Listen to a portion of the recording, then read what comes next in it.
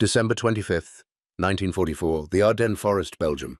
Grenadier Wilhelm Hoffman crouched in his foxhole near Echternach, watching dawn break through the skeletal trees. For 9 days, his battalion had been pushing west through these frozen forests, Hitler's final gamble to split the Allied armies. The surprise had been complete. The weather had been perfect. Dense fog and low clouds grounded American aircraft exactly as planned. Without air support, the Americans would be vulnerable. Victory seemed possible. Then the shells began to fall. Hoffman heard no warning, no distant thump of guns, no whistle of incoming rounds cutting through cold air. One moment, silence was broken only by wind through bare branches. The next moment, the forest erupted. Shells burst overhead in perfect synchronization, not on the ground where a soldier might find protection, not in sequence where a man might time his movements between explosions, but simultaneously 20 feet above his head, showering the entire position with steel fragments moving faster than sound. Hoffman pressed himself into frozen earth that offered no protection. Around him, men who had survived 3 years of war screamed. Not the battle cries of advance or the defiant shouts of defense, just screaming. The barrage lasted 90 seconds.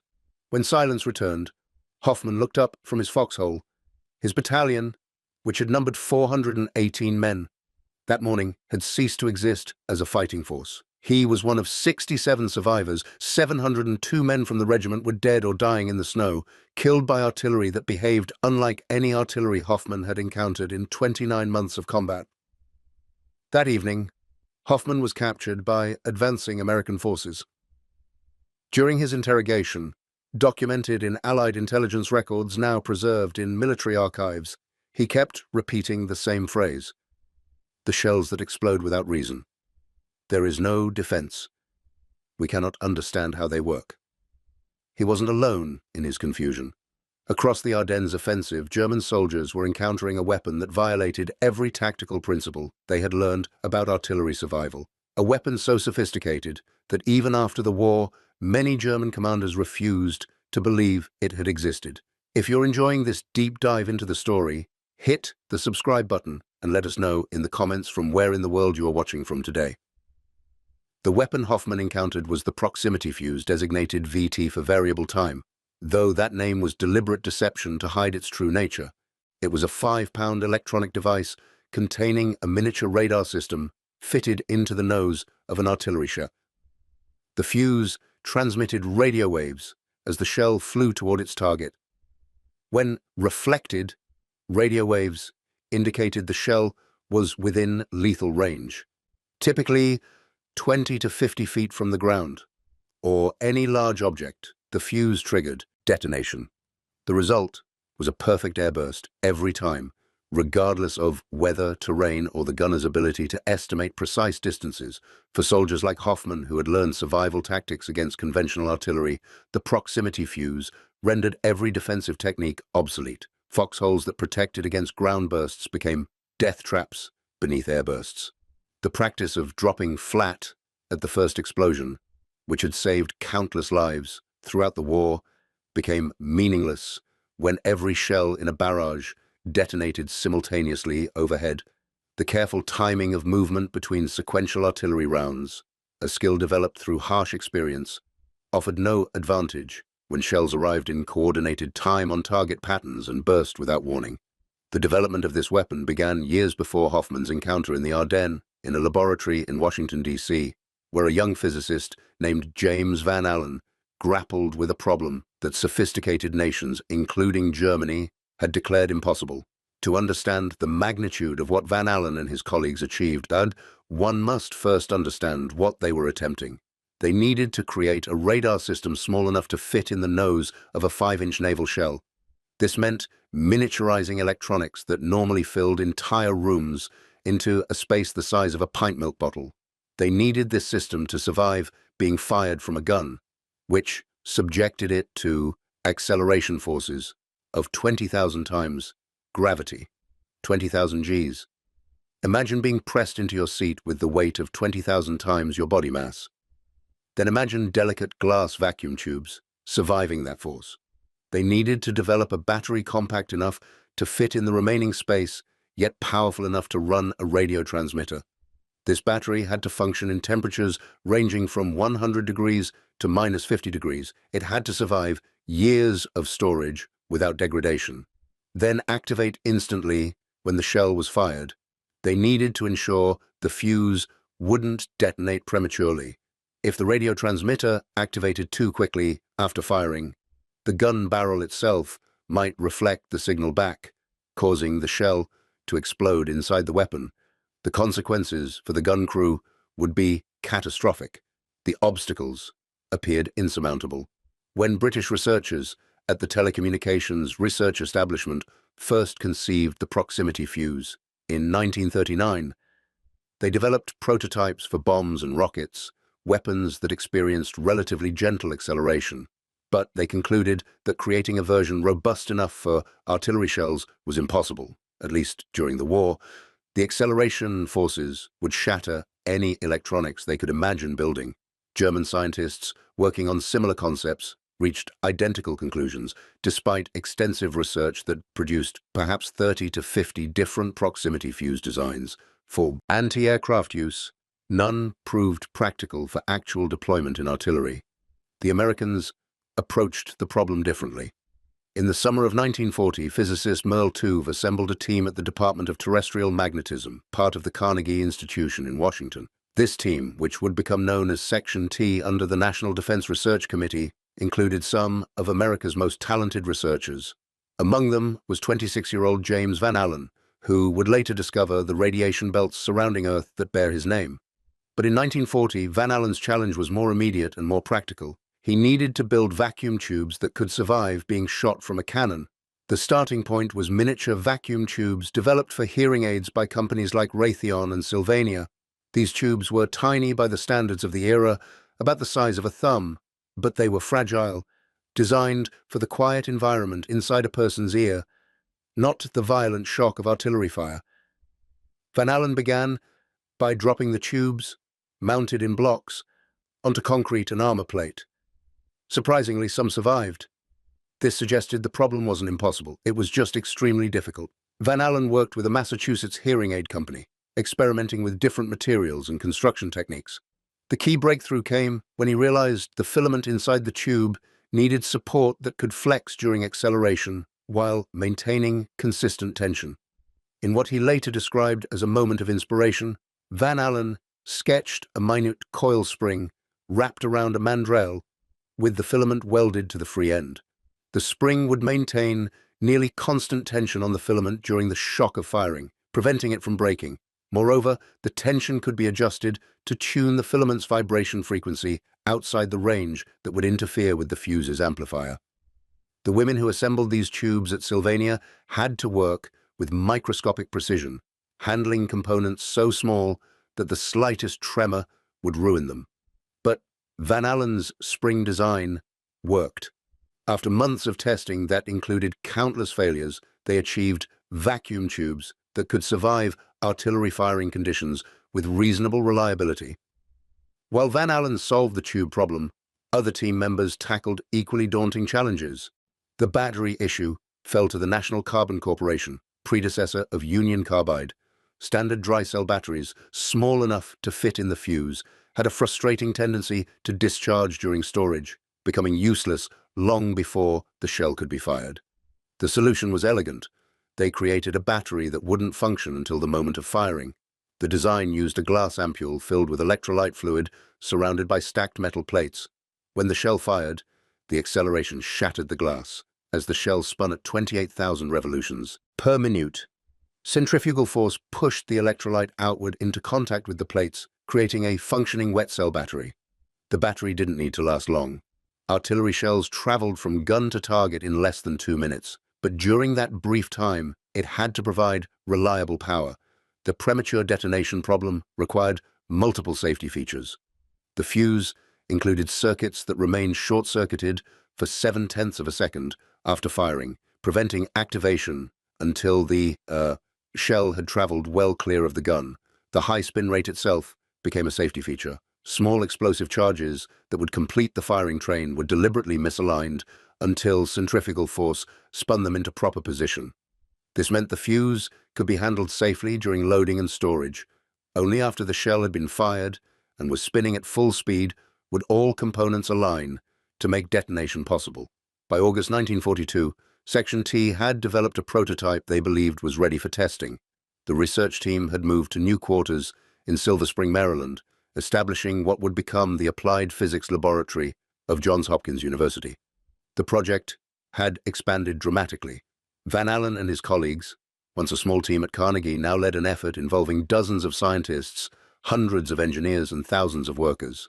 On August 12, 1942, the newly commissioned light cruiser, USS Cleveland, conducted trials in Chesapeake Bay. The targets were 3 radio-controlled drone aircraft, which maneuvered evasively to simulate enemy bombers. The results exceeded expectations. Cleveland's gunners destroyed all 3 drones on the first day with just 4 bursts of proximity-fused anti-aircraft fire. The Navy immediately cancelled the remainder of the scheduled 2-day test. There was no need for further evaluation. The proximity fuse worked. Production began in September 1942. 5 companies received contracts to manufacture fuses: Crosley, RCA, Eastman Kodak, General Electric, and McQuay Norris. More than 2,000 additional suppliers and subcontractors provided components, from powder manufacturers to machine shops, producing parts measured in thousandths of an inch. Initial production was slow. By the end of 1942, the factories were assembling just 500 fuses per day. But production ramped up rapidly. By late 1943, 40,000 fuses rolled off assembly lines daily. By war's end, production reached 70,000 per day. Each fuse contained approximately 130 miniaturized electronic components, including FIFA Van Allen's specially designed vacuum tubes. Assembly required precision manufacturing on a scale American industry had never before attempted. The first combat test came on January 5, 1943, off Guadalcanal. 4 Japanese Aichi dive bombers, called VALs by Allied forces, attacked a task force that included the light cruiser USS Helena. These were obsolete aircraft, slow and vulnerable, but they remained dangerous because of their accuracy and the determination of their pilots. One VAL scored a hit on the New Zealand cruiser Achilles before the group broke off the attack. As the Japanese aircraft departed, Helena's anti-aircraft gunners fired a cursory barrage, 2 salvos from 5-inch guns. The second salvo brought down 1 VAL without directly hitting it. The proximity-fused shell had passed close enough to detonate, and the blast of shrapnel fatally damaged the aircraft. Lieutenant Red Cochran, commanding Helena's aft 5-inch battery, had just demonstrated the future of naval warfare. His gunners hadn't needed to score a direct hit, which against a maneuvering aircraft was extraordinarily difficult. They didn't need to precisely estimate the target's altitude and set timed fuses accordingly, which required exceptional skill and often mere guesswork. The proximity fuse did the work for them. It detected the target and detonated at optimal range automatically. Throughout 1943, proximity fuses proved devastatingly effective in the Pacific. Despite security concerns that limited their use to overwater operations, where unexploded shells couldn't fall into enemy hands, the fuses transformed naval anti-aircraft defense. Statistics from that year showed that although only 25% of anti-aircraft shells fired carried proximity fuses, those fuses accounted for 51% of aircraft kills. The effectiveness ratio was stunning. Traditional time-fused shells required approximately 1,000 rounds to destroy a single aircraft. Proximity-fused shells needed only about 250 rounds per kill. Navy studies suggested the fuses were 3 to 4 times more effective than conventional fuses. Admiral Arleigh Burke, who served as Chief of Staff to Admiral Mark Mitcher, commanding the fast carrier task forces, later reflected on the fuse's impact. All the 5-inch 38 and 5-inch 25 ammunition was fitted with VT fuses, he recalled, and those fuses knocked down enemy planes by dozens. Had it not been for those fuses, our ship losses and casualties in the fast carriers in the last half of the war would have been enormously larger. The Pacific statistics supported his assessment. Night kill ratios increased by 370% when proximity fuses were used. The lethal fragment area increased from 60 square feet for conventional fuses to 3,000 square feet for proximity fuses.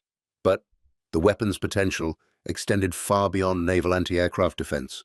Military planners recognized that proximity fuses could transform artillery effectiveness on land.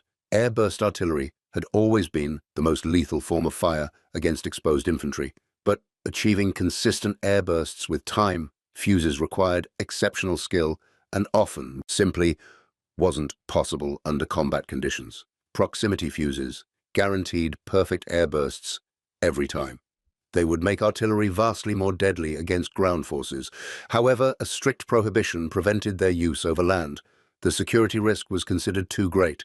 If a single unexploded proximity-fused shell fell into German or Japanese hands, enemy scientists might reverse engineer the technology.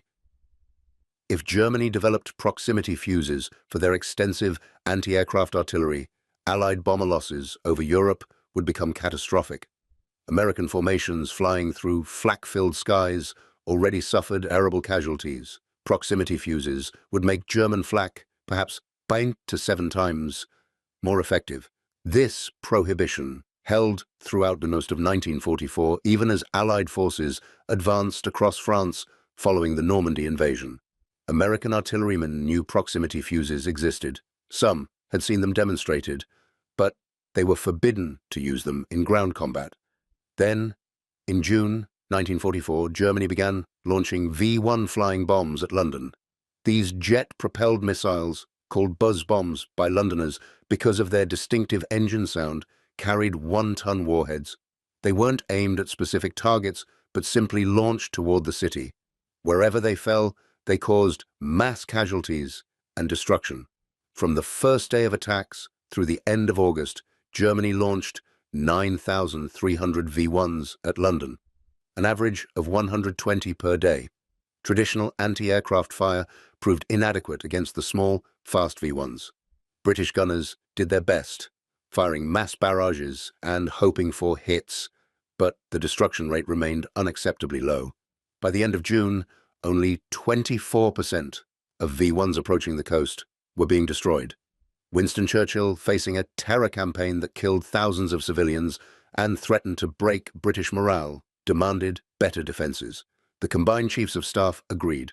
On June 12, 1944, they authorized the use of proximity fuses in anti-aircraft guns defending London. The impact was immediate. Specially modified proximity fuses were installed in British 3.7-inch anti-aircraft ammunition and American 90mm shells. 500 guns equipped with these shells rushed to installations along the English Channel. By the end of the 4th week, anti-aircraft batteries using proximity fuses were destroying 79% of all incoming V-1s. On the last day of major V-1 attacks, radar detected 104 missiles approaching England. Proximity-fused anti-aircraft fire destroyed 68. Of the remaining 36, only 4 reached London. The proximity fuses had saved the city. In September, when V-1 attacks shifted to the port of Antwerp, Churchill authorized emergency production. The Crosley Corporation in Cincinnati worked around the clock to manufacture modified fuses suitable for the specific threat. Churchill personally authorized special flights of Lancaster bombers to transport the fuses from Cincinnati to Europe. A single anti-aircraft battalion in Antwerp destroyed 48 of the first 75 V-1s they encountered. The port remained open without interruption. The success against V-1s demonstrated the weapon's potential on land, but the prohibition against artillery use remained. Then came December 16, 1944. Germany launched its final major offensive in the west, striking through the Ardennes Forest with more than 200,000 troops and approximately 1,000 tanks. The attack achieved complete surprise. American forces defending the sector were thinly deployed, many of them inexperienced replacement units or exhausted divisions, resting after months of combat. Weather conditions were perfect for the German offensive. Dense fog and low clouds grounded American aircraft, negating the Allies' air superiority. Early on December 16th, Colonel George Axelson, commander of the U.S. 406th Artillery Group, faced a difficult decision. German forces had just struck the 38th Cavalry Squadron near Monschau. The lightly armed cavalry troopers desperately needed artillery support. Axelson had proximity fuse shells. His unit had received them recently, along with strict orders not to use them. General Dwight Eisenhower had not yet authorized their employment in ground combat. But Axelson's men were in desperate trouble. He decided the emergency overrode the prohibition. He ordered his gunners to fire the new shells. The effect on German forces was devastating. Units advancing through forest clearings suddenly found themselves under airburst artillery that detonated precisely overhead. Soldiers who had survived years of conventional artillery, who knew instinctively when to drop flat or seek cover, discovered their training was worthless. The shells burst 20 to 50 feet above ground level with perfect consistency, showering entire positions with steel fragments. 3 days later, on December 19th, Eisenhower formally requested authorization to use proximity fuses throughout the Ardennes battle. The Pentagon, recognizing the crisis, approved within 48 hours. All restrictions were lifted. 200,000 proximity-fused shells, codenamed POSIT by the Army, were already in Europe. American artillery battalions began firing them across the entire front. German soldiers, already struggling against overwhelming Allied material superiority, now faced a weapon they couldn't comprehend. Hauptmann Werner Müller, an experienced artillery officer who survived the war and provided testimony preserved in U.S. military intelligence archives, described his first encounter with proximity fuses near Saint-Vith. We observed American artillery fire on our forward positions. The shells burst uniformly 20 meters above ground, not approximate airbursts from poorly set time fuses, precise airbursts, every shell, regardless of terrain or visibility conditions. Our infantry reported that conventional defensive techniques, taking cover in foxholes or behind obstacles, provided no protection. The fragments came from above. Men in positions that should have been safe suffered casualties. We could not determine how the Americans achieved such consistency. Muller's confusion was shared across the German command structure. Artillery officers who understood their own time-fused airburst techniques recognized that what they were observing shouldn't be possible. Time fuses required precise calculation of the shell's flight time, accounting for propellant temperature, barrel wear, wind conditions, and target distance. Even under ideal conditions, achieving consistent airbursts was difficult. Under combat conditions, with rapidly changing situations and imperfect information, it was nearly impossible. Yet, American shells burst at perfect height every time. The psychological impact compounded the physical casualties. German soldiers, even veterans hardened by years of combat, began to fear American artillery in ways they had never feared conventional fire. The knowledge that no cover, short of overhead protection, would provide safety, created what military psychologists would later recognize as operational paralysis. Some units refused to leave fortified positions, even under direct orders. Movement across open terrain, when American artillery might engage, meant near certain casualties if the fire came. The artillery couldn't be evaded, couldn't be predicted, couldn't be survived, except by luck. This psychological dimension proved as significant as the weapon's lethality. Throughout military history, soldiers had developed coping mechanisms for artillery fire. They learned to time their movements, to recognize safe zones, to distinguish dangerous situations from manageable ones. These coping mechanisms maintained operational effectiveness even under heavy fire. Proximity fuses destroyed those mechanisms. There was no timing to learn, no safe zones, except deep bunkers, no distinction between dangerous and manageable situations. The fire was always deadly, always perfectly executed, always beyond prediction or counter-tactics. Grenadier Hans Richter, whose diary was captured by American forces and is now preserved in the U.S. National Archives, wrote on December the 23rd, "We call them demon shells. They explode above us regardless of what we do. Foxholes offer no safety. The fragments rain down. Men who should be protected are killed. There is talk among the soldiers of refusing orders to advance, not from cowardice, but from recognition that advancing under these bombardments is simply death. We are not soldiers anymore." we are targets. On Christmas night, December 25th and 26th, General George Patton's Third Army, driving north to relieve the besieged town of Bastogne, encountered German forces near Echternach, attempting to cross the Sauer River. Patton's artillery, now equipped with proximity fuse shells, fired a battalion concentration. The German battalion, caught in the open during the river crossing, suffered catastrophic casualties. 702 men were killed by actual count conducted by American forces after the battle. Patton, deeply impressed by the weapon's effectiveness, wrote to Major General Levin Campbell, Chief of Army Ordnance, "The new shell with the funny fuse is devastating. I think that when all armies get this shell, we will have to devise some new method of warfare. I'm glad that you all thought of it used." His assessment proved accurate. The proximity fuse didn't just make artillery more effective, it fundamentally changed the tactical calculation of ground warfare.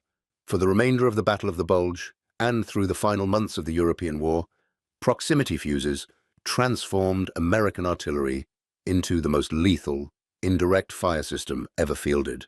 But the story wasn't simply about technology, it was about the collision between established military doctrine, developed over centuries of warfare, and revolutionary capability that rendered that doctrine obsolete in seconds.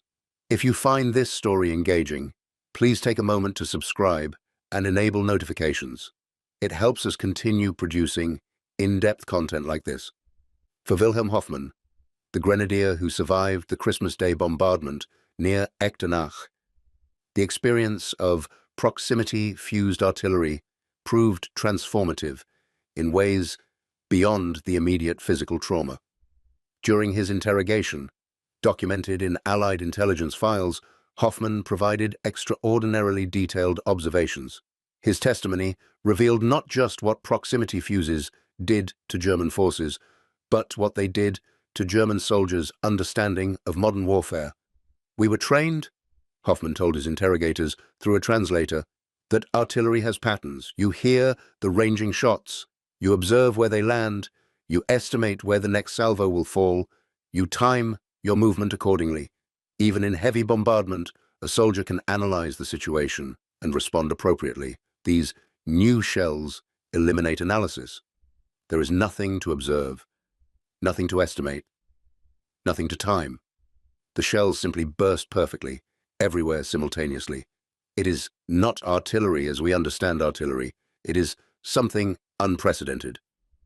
His words captured a fundamental truth about military technology. Weapons don't just kill, they create tactical frameworks within which soldiers operate. A soldier's effectiveness depends partly on physical courage, partly on training and discipline, but substantially on understanding the tactical environment. Soldiers learn to read battles, to recognize danger, to take calculated risks. When a weapon appears that cannot be read, that presents danger impossible to calculate, it destroys not just lives, but the cognitive framework soldiers use to function under fire. Hoffman and thousands of soldiers like him discovered that years of combat experience had suddenly become worthless against a weapon that violated every tactical assumption they held. German military intelligence desperately tried to understand what they faced. During the Battle of the Bulge, German forces overran an American ammunition depot and captured approximately 20,000 proximity fuses for artillery shells. This should have been an intelligence coup. German scientists and engineers could examine the fuses, understand their operation, and potentially develop countermeasures or even duplicate the technology. But German engineers had previously concluded that artillery proximity fuses were impossible. The acceleration forces during gunfiring were simply too great for any electronics to survive. They had conducted extensive research and reached a definitive conclusion. Proximity fuses might work in bombs or rockets, but never in artillery shells. When German engineers examined the captured American fuses, they couldn't recognize what they were seeing. The devices contained miniature vacuum tubes and electronic circuits that should have been shattered by gunfiring. Yet, clearly they worked. The evidence was overwhelming. German casualties throughout the Ardennes testified to the fuse's effectiveness. But the captured examples sat in German laboratories, studied by engineers who couldn't accept that the Americans had solved a problem Germany had declared insoluble. The psychological barrier proved insurmountable. German engineers saw the fuses. They examined the internal components, but they never fully understood them because they had convinced themselves such devices couldn't exist. Meanwhile, American scientists who had developed the fuses waited anxiously to see if Germany would attempt to replicate the technology or develop countermeasures. Winfield Salisbury, one of the Section T researchers, had designed an electronic jammer that could potentially confuse proximity fuses by broadcasting false radar returns. 200 of these jammers were quickly constructed and installed in American bombers flying from England. If German flak suddenly became equipped with proximity fuses, the jammers might provide some protection. But the Germans never deployed proximity fuses of their own. After the war, in captivity, Reichsmarschall Hermann Göring estimated that Germany could have put proximity fuses into production within 6 months if they had understood the captured American examples and committed resources to replication. But they never did. The technology remained an American advantage through the end of the war. The impact extended beyond the Ardennes. Throughout the final months of fighting in Europe, proximity fuses transformed American artillery doctrine. Artillerymen who had spent years mastering the complex mathematics of time-fused airbursts discovered they no longer needed that expertise. The fuse did the calculation automatically with perfect accuracy every time. Fire missions that once required minutes of preparation, with forward observers carefully estimating ranges and artillery officers calculating precise fuse settings, now executed with the speed and simplicity of firing conventional rounds. The artillery simply fired, and the shells burst at optimal height over the target. The effect on German defensive operations proved catastrophic. German commanders had developed elaborate techniques for surviving conventional artillery. They dispersed their forces, used terrain for protection, moved units between positions during lulls in bombardment. These techniques reduced casualties from conventional artillery by 50 to 70% compared to exposed troops under fire. Against proximity-fused artillery, these techniques failed. Dispersed forces suffered the same casualty rates as concentrated forces because the airbursts covered wide areas. Terrain protection proved worthless because the fragments came from above. Movement during lulls made no difference because when American artillery fired, every shell in the barrage burst optimally. The tactical framework that had governed artillery defense since the First World War simply stopped working. German units took casualties that would have been considered impossible under conventional artillery, and there was nothing they could do to prevent it except stay deep in bunkers and refuse to engage. This operational paralysis contributed significantly to the collapse of German resistance in the West during early 1945. German forces, already outnumbered and outgunned, facing overwhelming Allied air superiority and chronic fuel shortages, now confronted artillery that made conventional defensive tactics suicidal. The psychological burden proved as destructive as the physical casualties. Soldiers who had endured years of combat, who had learned to function under impossible conditions through sheer professionalism and discipline, reached breaking points they had never approached before. During the 3 months from the Battle of the Bulge through the Rhine crossing in March 1945, proximity-fused anti-aircraft fire accounted for more than 1,000 German aircraft destroyed. This proved particularly significant because the Luftwaffe made a final, desperate effort during the Battle of the Bulge to provide air support to ground forces. On January 1st, 1945, Germany launched Operation Bodenplatte, committing hundreds of aircraft to attacks on Allied airfields. The operation achieved tactical surprise and destroyed or damaged hundreds of Allied aircraft on the ground. But returning German planes ran into proximity-fused anti-aircraft fire. The losses proved catastrophic. Germany lost more aircraft than the Allies, and more critically, lost experienced pilots who could never be replaced. The story of the proximity fuse reveals a larger truth about technological warfare that military historians would spend decades analyzing. The weapon succeeded not because it was a single brilliant innovation, but because it represented the integration of multiple technical solutions into a comprehensive system. Van Allen's rugged vacuum tubes solved the electronic survival problem. The impact-activated battery solved the power storage problem. The safety circuits solved the premature detonation problem. The miniature radio transmitter and receiver, adapted from British radar research, solved the target detection problem. None of these components, taken individually, would have been sufficient. Together, they created a weapon that changed the fundamental mathematics of artillery warfare. The industrial achievement proved equally remarkable. By war's end, more than 22 million proximity fuses had been manufactured at a total cost exceeding $1 billion in 1940s currency, equivalent to roughly $15 billion today. This made it one of the three most expensive military programs of World War II, alongside the Manhattan Project and radar development. The cost per fuse that dropped from $732 in 1942 to $18 by 1945 as production techniques improved and volume increased. This price reduction made possible the widespread deployment that transformed proximity fuses from an experimental curiosity to a standard munition. The manufacturing process required unprecedented precision. Each fuse contained approximately 130 components, many machined to tolerances of thousandths of an inch. The vacuum tubes alone required assembly techniques borrowed from the hearing aid industry, where women workers with exceptional manual dexterity performed operations under magnification that men's larger hands couldn't manage.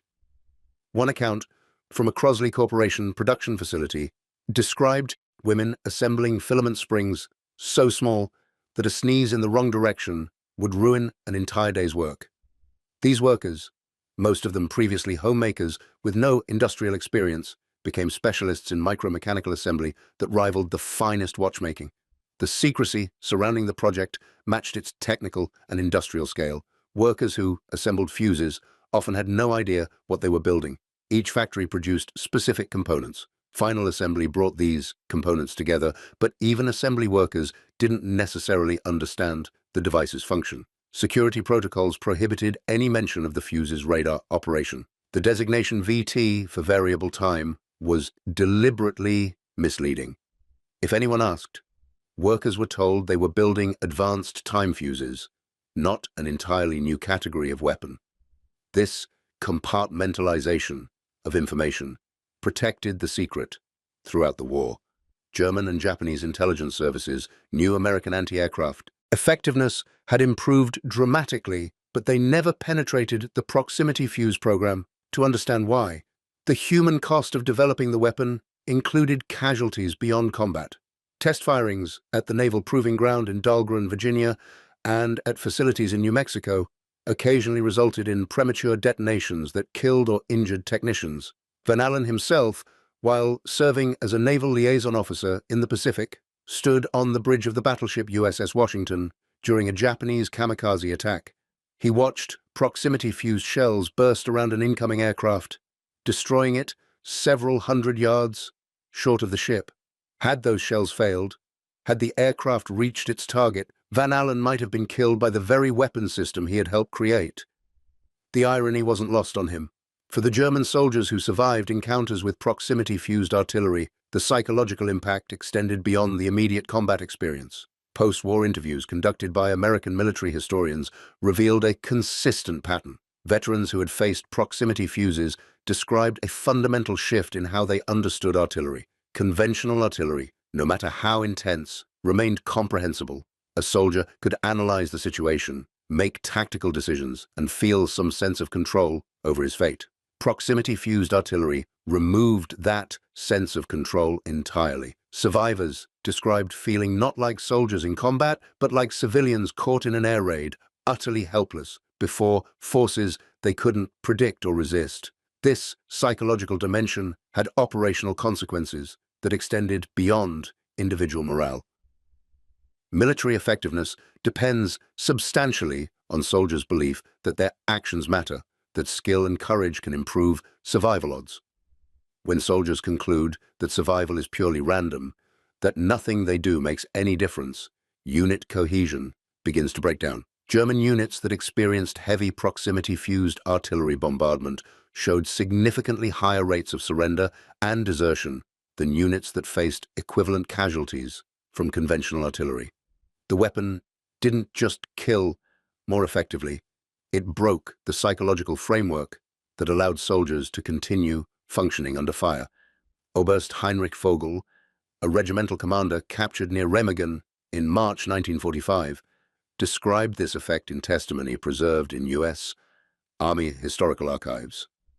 My men had endured terrible bombardments on the Eastern Front. Russian artillery fired thousands of shells. Casualties were severe, but the men maintained discipline because they understood the situation. They knew when bombardment was likely, knew where to find protection, knew that survival was possible through proper action. Against American proximity shells, proper action made no difference. Men in deep foxholes survived no better than men in shallow foxholes. Men who moved during the bombardment died at the same rate as men who stayed still. The randomness destroyed morale more effectively than the casualties. Soldiers began to believe that combat was simply a matter of waiting to be killed, and units that believe this cannot fight effectively. His observation captured a fundamental truth about military psychology. Soldiers can endure extraordinary hardship and danger if they believe their training and skill matter. Remove that belief, and even the most disciplined troops begin to break down. The proximity fuse, by eliminating the tactical responses that allowed soldiers to feel they had some control over their survival, inflicted psychological damage that went far beyond its physical lethality.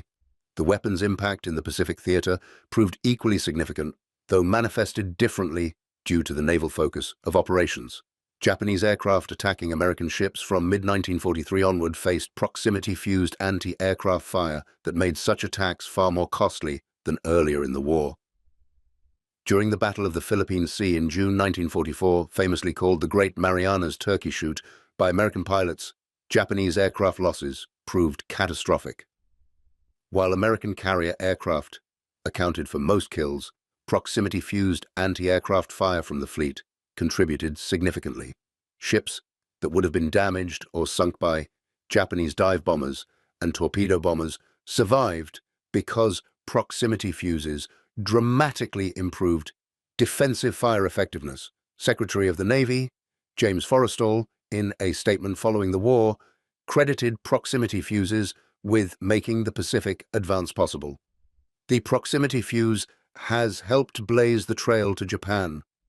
Without the protection this ingenious device has given the surface ships of the fleet, our westward push could not have been so swift, and the cost in men and ships would have been immeasurably greater. Statistical analysis supported his assessment. Naval operations in the second half of the war showed dramatically lower ship losses and casualties compared to projections based on early war experience.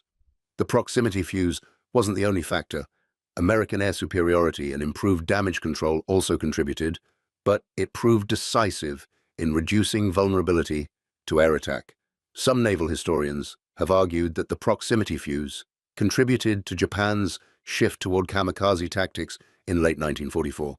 Conventional attack methods, with aircraft attempting to drop bombs or torpedoes from optimal range before escaping, became increasingly ineffective against proximity-fused anti-aircraft fire. The fuses detected and destroyed aircraft before they could complete their attack runs. Kamikaze attacks, with pilots deliberately crashing their aircraft into ships, reduced the time available for defensive fire to engage the attacker. A kamikaze diving from high altitude gave defenders only seconds to respond, and even proximity fuses needed time to work effectively. Whether this tactical shift resulted directly from proximity fuse effectiveness or from broader desperation as Japan's military situation deteriorated remains debatable. But the correlation between widespread deployment of proximity fuses and the emergence of kamikaze tactics suggests, at minimum, that the fuses influenced Japanese tactical thinking. The weapon's effectiveness raised strategic questions that extended beyond World War II. If proximity fuses could transform artillery and anti-aircraft fire so dramatically, What did that mean for future warfare? General George Patton's observation that armies would need to devise new methods of warfare once proximity fuses became universal proved prescient. Military theorists recognized that weapons which eliminated conventional defensive tactics forced fundamental changes in operational doctrine. Throughout the Cold War, American and Soviet military planners grappled with the implications of proximity-fused munitions, which evolved to include not just artillery shells but also air-to-air missiles, surface-to-air missiles, and eventually guided munitions of all types. The technical principles developed by Van Allen and his colleagues at Section T became foundational for modern smart weapons. The miniaturization techniques, the ruggedization methods, the integration of sensing and detonation systems, all of these innovations pioneered for the proximity fuse influenced subsequent weapons development. Modern artillery shells with electronic fuses that can be programmed to burst at specific heights, modern air defense missiles that use radar or infrared proximity fuses, modern guided bombs with impact or proximity detonation options, all trace their lineage directly to the World War II proximity fuse program. Vannevar Bush, head of the Office of Scientific Research and Development during the war, identified 3 specific effects of the proximity fuse that proved decisive. First, it was critically important in defense against Japanese kamikaze attacks in the Pacific. Bush estimated the fuse increased the effectiveness of 5-inch anti-aircraft artillery by approximately 7 times compared to time-fused shells. Second, it proved essential in neutralizing German V-1 flying bomb attacks against England and later against Antwerp. Without proximity fuses, V-1 attacks would have caused far greater casualties and might have succeeded in closing the port of Antwerp, which supplied Allied armies advancing into Germany.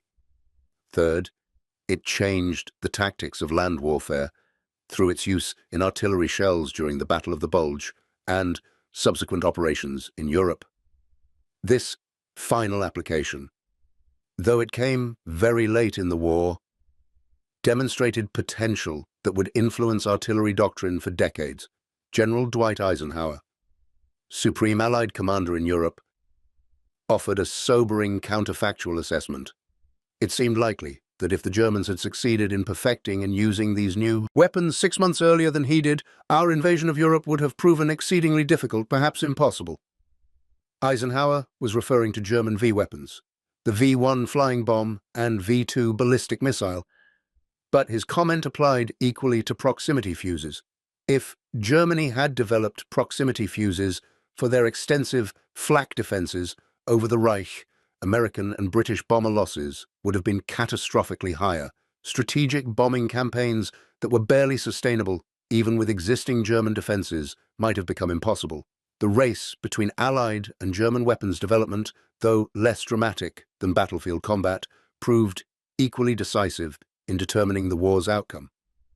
Air Force General Earl Partridge, who commanded the 3rd Air Division in Europe, expressed this concern more directly in a 1969 interview. He stated that while he worried about the possibility of German proximity-fused bombs, he was far more concerned about the prospect of Germany developing proximity fuses for their anti-aircraft artillery. They would have given our formations a drubbing from the ground without having any bombs, he said, referring to the devastating effect proximity-fused flak would have had on Allied bomber streams. Intelligence assessments in early 1945 suggested Germany could potentially develop proximity fuses within 6 months if they committed resources to the effort. The war ended before this became a reality, but the possibility haunted Allied planners during the final months of fighting. The cost of the proximity fuse program, over $1 billion, proved controversial even during the war. Some critics argued the money could have been better spent on additional conventional munitions or on expanding other programs. But post-war analysis consistently vindicated the investment. The fuse increased artillery effectiveness by factors ranging from 200% to 700%, depending on the specific application. This meant that artillery units equipped with proximity fuses could achieve with 1 shell what previously required 3 to 7 shells. The ammunition savings alone over the course of the war nearly offset the development and production costs. The reduction in casualties, both from improved defensive fire against aircraft and from more effective offensive fire against enemy forces, proved impossible to quantify precisely, but certainly justified the expense many times over. For James Van Allen, the proximity fuse represented just one chapter in a long career of scientific achievement. After the war, he returned to academic research, eventually discovering the radiation belts that surround Earth and bear his name. But he never forgot the wartime work. In interviews conducted decades later, Van Allen described the proximity fuse project as perhaps the most intense and focused scientific effort he ever participated in. "We knew what was at stake," he recalled in a 1993 interview. "Japanese aircraft were killing American sailors. German U-boats were sinking merchant ships. We weren't doing abstract research. We were building a weapon that would save lives, and that knowledge drove us to work harder than we ever thought possible."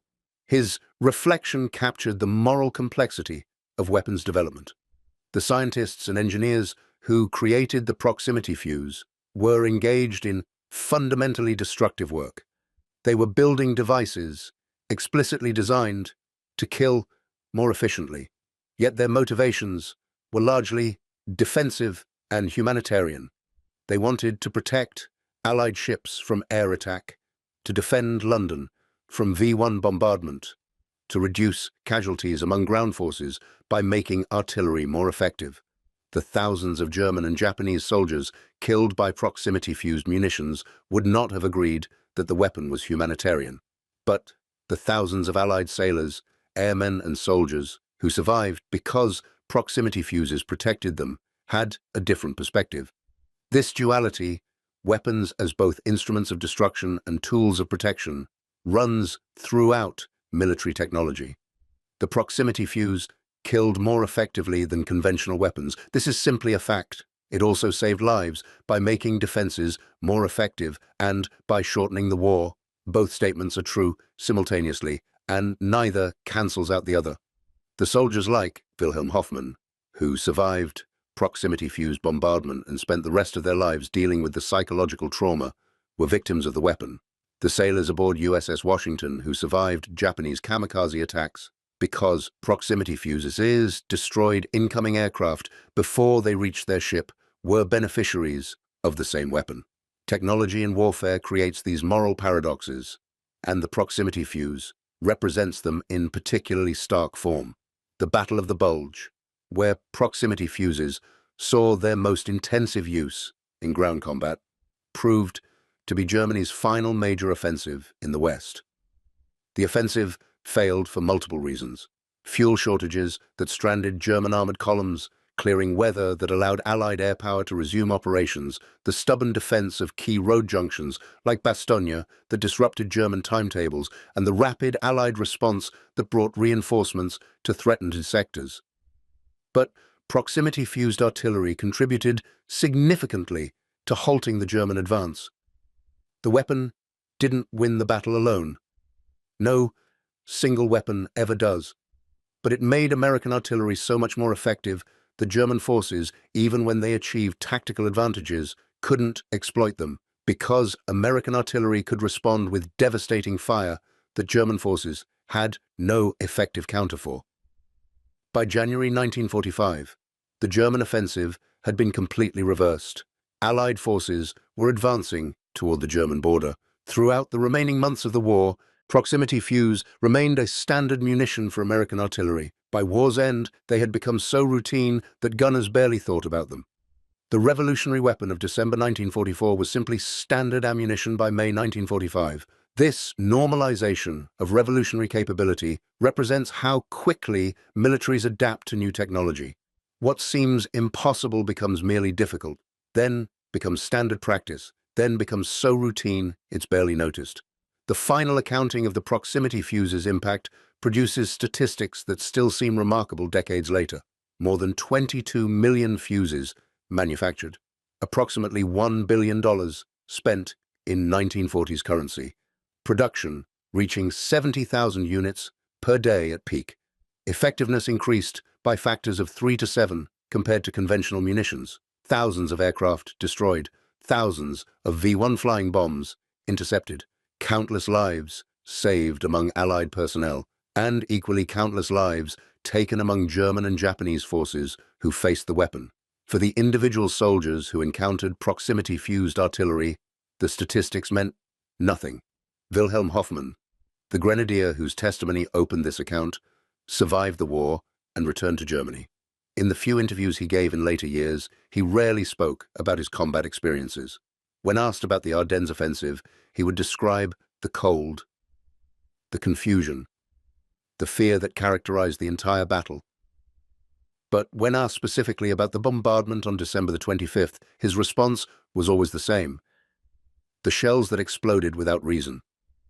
He never fully understood how the proximity fuse worked. Even after the technology was declassified and widely documented, Hoffman maintained that shells which could reliably burst at precise heights without any visible mechanism for achieving such precision defied his understanding of physics. His reaction wasn't unique. Many German veterans who survived proximity-fused bombardment maintained throughout their lives that something about the weapon didn't make sense, that the explanations they heard after the war didn't adequately account for what they had experienced. This psychological resistance to accepting the weapon's technical capabilities suggests how profoundly it violated their tactical understanding. Soldiers develop intuitive models of how weapons work, models based on experience and observation. When a weapon appears that defies those models, the cognitive dissonance can be severe enough that soldiers simply refuse to accept rational explanations. The proximity fuse, because it worked so reliably and so effectively, seemed almost magical to soldiers who encountered it. And magic, by definition, doesn't have rational explanations. The broader lesson extends beyond World War II to encompass all of military history. Technological advantage, when decisive enough, can overcome numerical superiority, better training, higher morale, and superior tactical doctrine. German forces in late 1944 and early 1945 were fighting with determination born of desperation. They knew the war was lost. They knew their country faced destruction. Yet, they fought with skill and courage that Allied commanders consistently acknowledged. But courage and skill couldn't overcome the material and technological superiority Allied forces possessed. Proximity fuses represented just one element of that superiority. Combined with Allied advantages in air power, armor production, logistics, intelligence, and industrial capacity, proximity fuses contributed to an imbalance so severe that German military excellence could delay defeat but never prevent it. This imbalance raises uncomfortable questions about modern warfare. If technological superiority proves so decisive, does that mean wars are won primarily in laboratories and factories rather than on battlefields? The proximity fuse suggests the answer is complicated. The weapon succeeded because scientists and engineers solved seemingly impossible technical problems. But it succeeded equally because American industry could manufacture 22 million complex devices to precise specifications. And it succeeded ultimately because soldiers and sailors employed the weapon effectively in combat. Remove any of these elements, the scientific innovation, the industrial production, or the tactical employment, and the weapon's impact would have been far less significant. The story of the proximity fuse is ultimately a story about the transformation of warfare in the industrial age. For most of human history, wars were decided primarily by factors like leadership, morale, training, and tactical skill. Individual and small unit qualities mattered enormously. A disciplined formation could defeat a larger but less organized force. Superior leadership could overcome material disadvantages. Tactical innovation could achieve victories against seemingly insurmountable odds. World War II marked the point where these traditional factors, while still important, became secondary to industrial and technological capacity. The side that could produce more equipment, develop better weapons, and integrate complex systems more effectively would win regardless of traditional military virtues. This doesn't mean courage and skill became irrelevant. American artillery crews still needed training and discipline to employ proximity fuses effectively. American ships still needed brave sailors willing to stand at anti-aircraft stations during kamikaze attacks. American infantry still needed determination to advance against German defensive positions, even with artillery support. But the relative importance of human factors versus material factors shifted decisively toward material. A brave soldier with inferior equipment would lose to a mediocre soldier with superior equipment. A skilled artillery crew with conventional munitions would be outperformed by an average crew with proximity fuses. Industrial capacity and technological sophistication became the dominant factors in military effectiveness. For Wilhelm Hoffman and the thousands of German soldiers who survived proximity-fused bombardment, this transformation proved deeply disillusioning. They had been taught that German military excellence, forged through rigorous training and proven in combat, would overcome any disadvantage. They believed in the superiority of German weapons, German tactics, German military culture. The proximity fuse, along with countless other allied technological and industrial advantages, demonstrated that excellence alone wasn't sufficient. American soldiers, whom German propaganda had consistently portrayed as soft and poorly trained, were killing German veterans with weapons that German soldiers couldn't counter and couldn't understand. The psychological impact of this realization, the recognition that their training and skill meant less than American industrial capacity, contributed to the collapse of German morale in the final months of the war. Thank you for watching. For more detailed historical breakdowns, check out the other videos on your screen now, and don't forget to subscribe.